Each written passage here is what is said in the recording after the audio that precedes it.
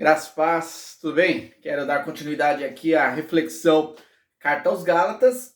Hoje nós vamos, no capítulo 2, ler a partir do versículo 11, que diz assim, ó.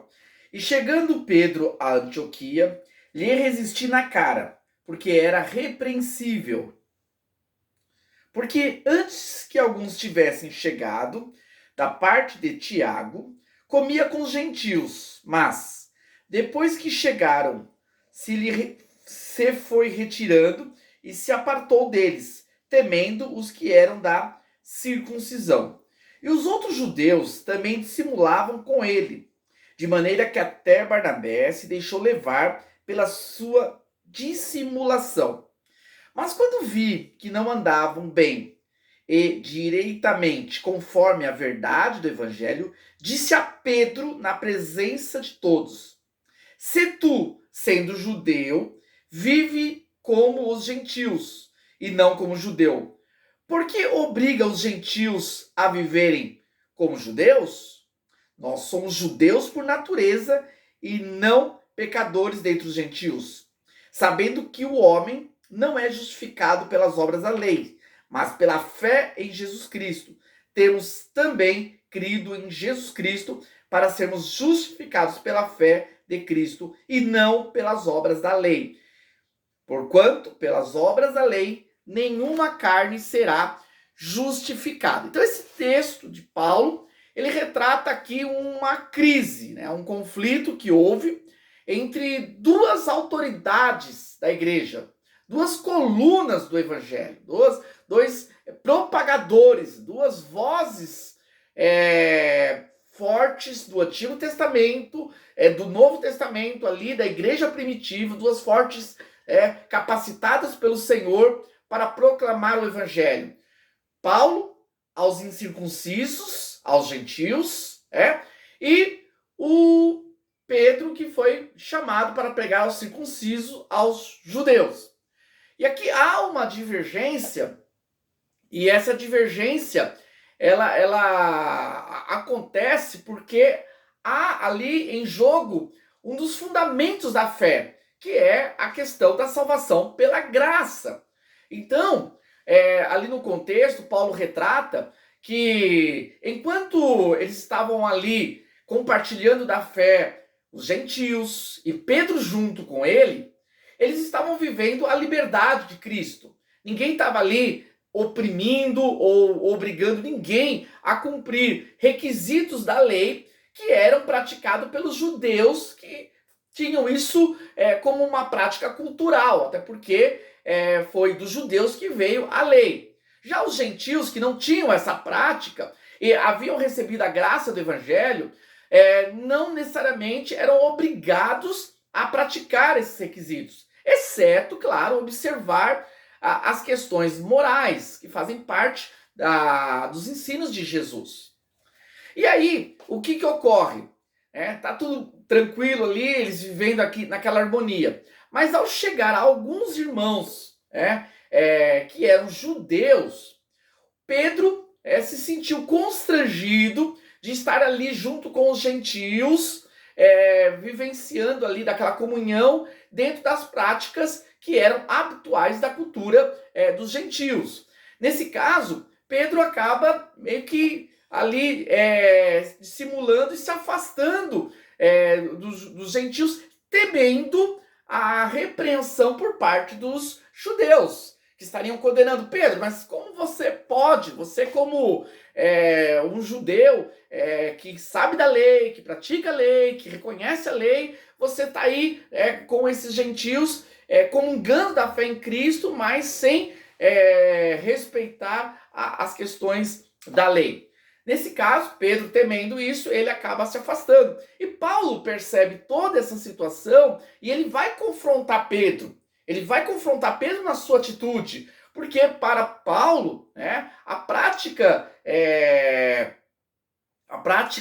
de Pedro estava dando vozes àqueles que não reconheciam os gentios que haviam recebido pela graça a salvação. E que viviam a liberdade dada por Cristo através do evangelho da graça. Por isso que Paulo vai confrontar e vai ali resolver aquela situação diante de todos, mostrando que o evangelho de Jesus, ele nos salva não pelas nossas obras, não pela nossa fidelidade à lei, mas sim por causa da salvação e da obra de Cristo no Calvário. Nesse caso, Paulo está sendo muito enfático em mostrar que os gentios não precisavam observar a lei como rituais para a salvação. Se eles não tinham costumes, como que não fazia parte da tradição dos gentios,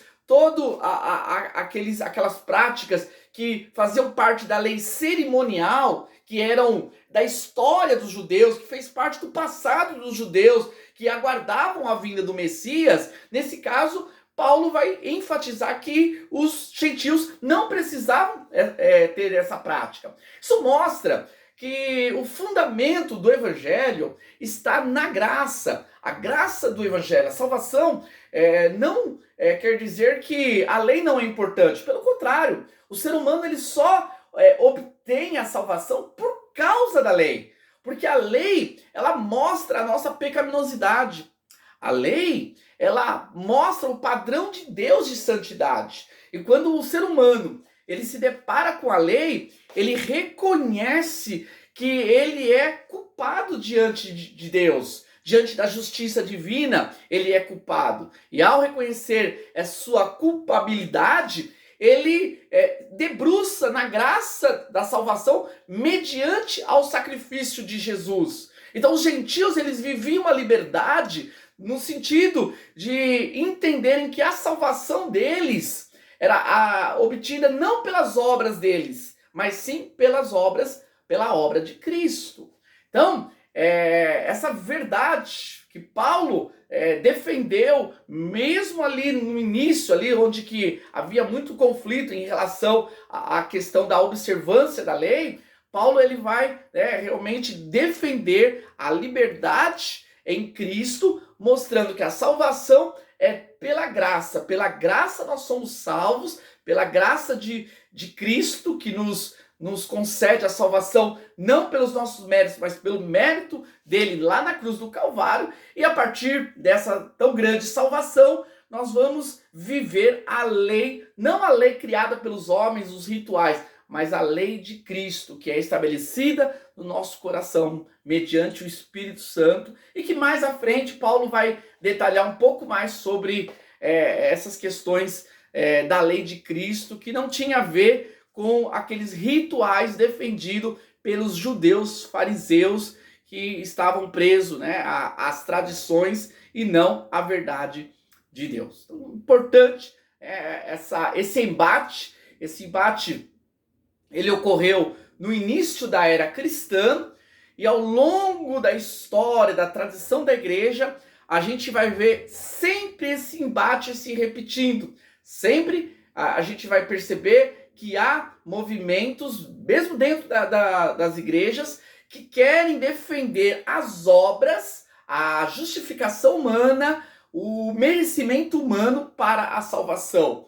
E a gente vai ter, em especial, no século XVI, com a Reforma Protestante, um outro momento histórico, um fato da tradição da igreja, no qual houve um rompimento entre os reformadores, os protestantes, com a igreja católica, que estava fundamentando no evangelho das obras, no evangelho do sacrifício humano para a salvação, e não reconhecendo a graça divina através de Jesus Cristo. Isso foi no século XVI e hoje não é diferente. Se nós olharmos no nosso cotidiano, a gente vai ainda encontrar muitos que ainda defendem essa ideia de que a nossa salvação é por aquilo que nós estamos praticando. Eu sou salvo porque eu estou na igreja, eu sou salvo porque eu sou evangélico, eu sou salvo porque eu leio a Bíblia, eu sou salvo porque eu oro. Então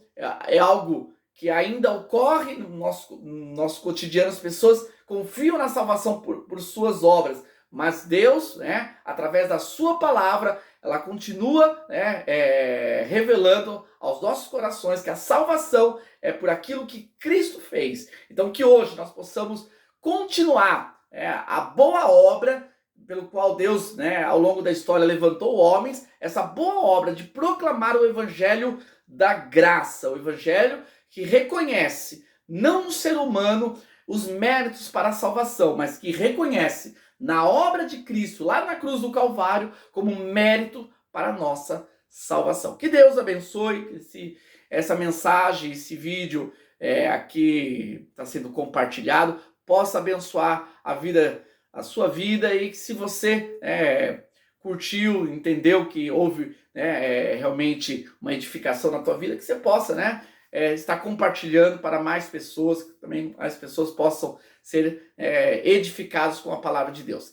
Deus abençoe, muito obrigado.